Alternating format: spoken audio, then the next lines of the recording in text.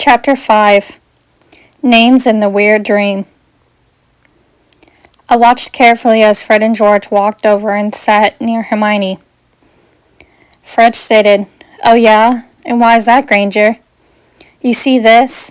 She pointed out with her finger. "This is an age line. Dumbledore drew it himself." "So," Fred responded. I chuckled as Hermione closed her book and laid it in her lap. "So, a genius like Dumbledore couldn't possibly be fooled by something pathetically dim-witted such as an aging potion." "That's why it's so brilliant," George added. They stood up as they held some potion in their hand. "Ready, Fred?" "Ready, George." They nodded their heads as they said, "Bottoms up." They drank the potion and jumped inside the age line close to the goblet. They started cheering as they put their names in the flame and shared a high five. But it seemed to backfire as the flames fired up and Fred and George suddenly lunged across the room. I guessed that they stood up upon us, realizing they were full of gray hair and a gray beard. I chuckled as they looked at each other, saying, You said. They started to fight as they rolled around on the floor. People gathered around, chanting, "Fight, fight, fight." I watched as Hermione rolled her eyes and shook her head as she opened her book to read again.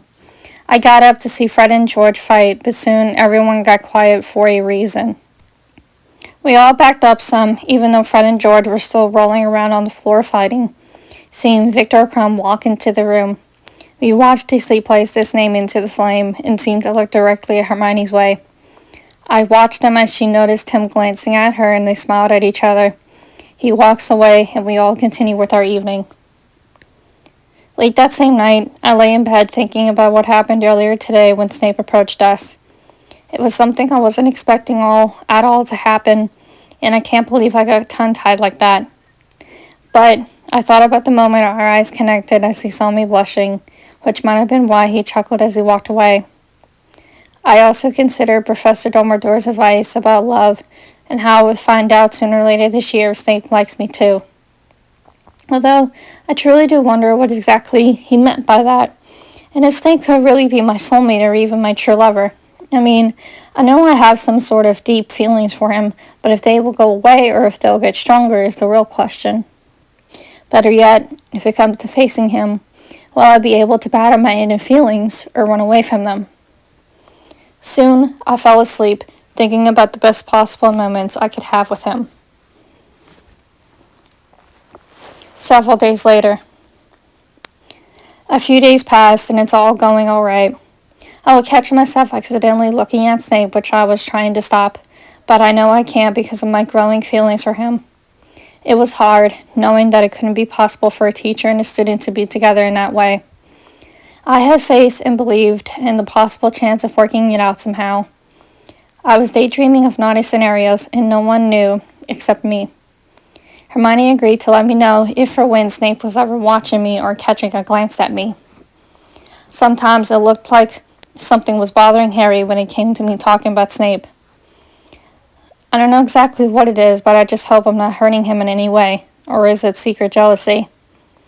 I've been having strange dreams involving Snape and me for a couple of nights in a row. For example, the one I had last night.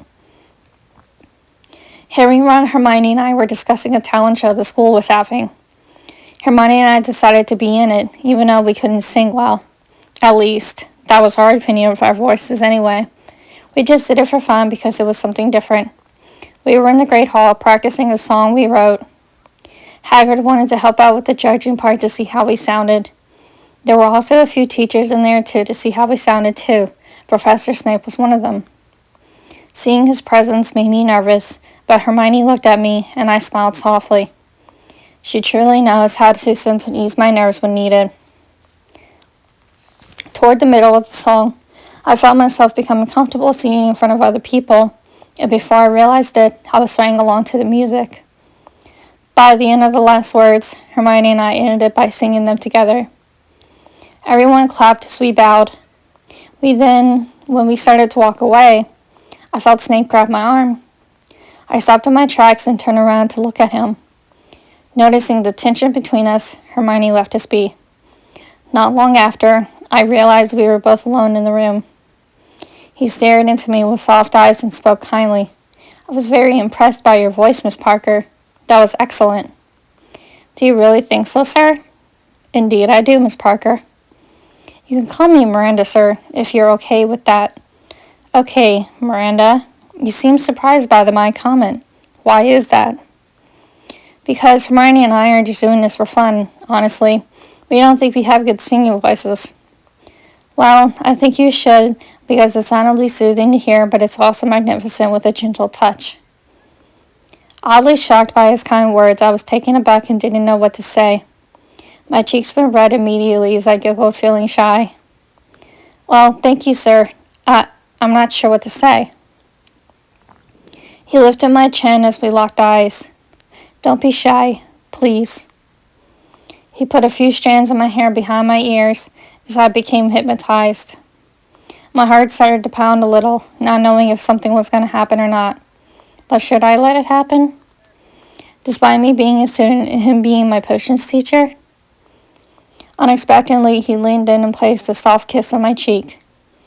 I looked up at him in pure shock, feeling myself blush more. I quickly looked down, not being able to face him anymore. I felt him handing me a note as I took it in my hand. Snape kissed my hand carefully, and I heard him walk away. The note was folded up with my name on it in his handwriting. I flashed back into reality, noticing I was still sitting up in bed. I wondered about that note he would have given me in my dream. What was the note going to say if I kept dreaming about it? In times like this, I wonder why I had to wake up at that moment and ruin a perfectly good dream. I mean, it seemed like he wasn't shy or cold since we got along together. I also wonder why in the bloody hell this school would have a talent show. As I said, I didn't have some weird and crazy dreams sometimes. Sometimes those dreams are accurate and other times like this are just random.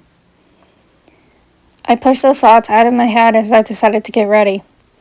The last thing I needed was to be late for class. The more I thought about it, the more it made me want to be with Snape. Having a teacher that you're crushing on and not knowing exactly if it's love is not as easy as it seems. Especially if I have to look at him while he teaches us potions, it is much harder at certain times. I always try not to make eye contact with him as much as possible anyway, without it being too obvious. But to make matters of my situation even worse, potions was my first class of the day. If anything, Hermione was my partner beside me, so I was good. I'm glad to have a best friend like her. Besides that, she's really smart.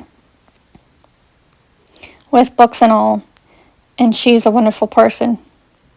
During class, she told me she's starting to like Ron more than a friend. She found it hard to admit it to herself because they were both such good friends, but she says there's this weird feeling sometimes around him that makes her question everything. Like how she feels, how he feels, their friendship, that sort of thing. I told her that I promised not to tell anyone, and it will be our secret. She smiled, which made me smile too. I whispered, speaking of Ron, I do sometimes see him staring at you, as if questions me. She responded with a whisper, I catch him as well. I don't say anything. Speaking of staring, someone's looking at you right now, Miranda. I thought about it momentarily as I looked to see if it was who came to my mind. And as I suspected, it was. It was Snape, watching closely and secretly staring.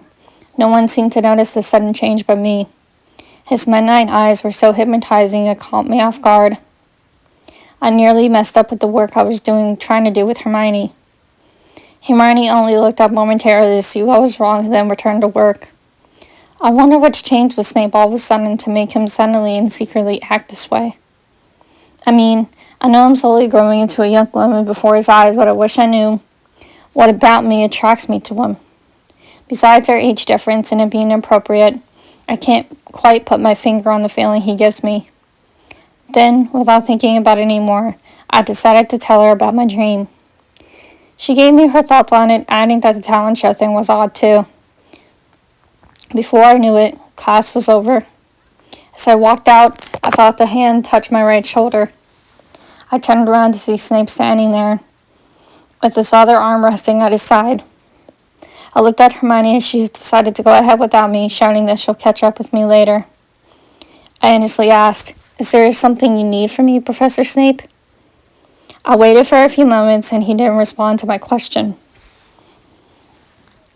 I looked up at him with concern. "Professor Snape, is there something wrong?" He looked down as I tilted his chin up gently. Being in pure shock, I was afraid to ask if he was okay because I've never seen him act like this before. I was shocked that he let me touch him like that. I asked quietly, "Are you all right, sir?" He responded kindly, "Yes, I'm sorry for troubling you with the silence." "It's quite all right, Professor. Don't worry." I gave him a shy smile. "I wanted to pass this note to you is all before you left." I looked down as he placed the folded up note in my hand. I saw him flip out his wand and use the spell, hearing the door close and lock behind us. Nervousness started flowing in my body as I drew a long breath and watched him closely. Like in my previous night's dream, he leaned in and softly kissed my cheek.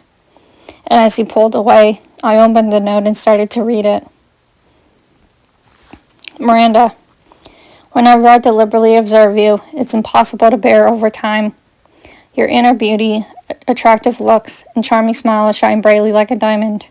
Your eyes are so beautiful that they light up my world every day. Your voice sends shivers up and down my spine. Your laugh makes me want to laugh. Your innocence and smartness attract you to me in such a bad way. But at the same time, it feels so good. The way you make me feel is indescribable.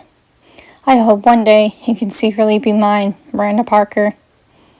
I was so shocked by what I read that I almost dropped the note and got tears in my eyes. This proves that he does feel some type of way about me. Maybe the same as I've been feeling all this time. I slowly looked up at him as I was completely and totally lost for words. I was trying to say something, but I couldn't. My mouth grew dry and I became tongue-tied. Sensing my actions, I watched as he touched my lips. He gently pulled my waist against his chest and made me stare into his midnight eyes. I felt my heart begin to pound and almost out of my chest like an 808 drum. The closer we stood together, the more nervous I became, knowing what could happen next. But the air surrounding us seemed so quiet simultaneously. Hopefully he can't hear my heart beating faster and faster by the second.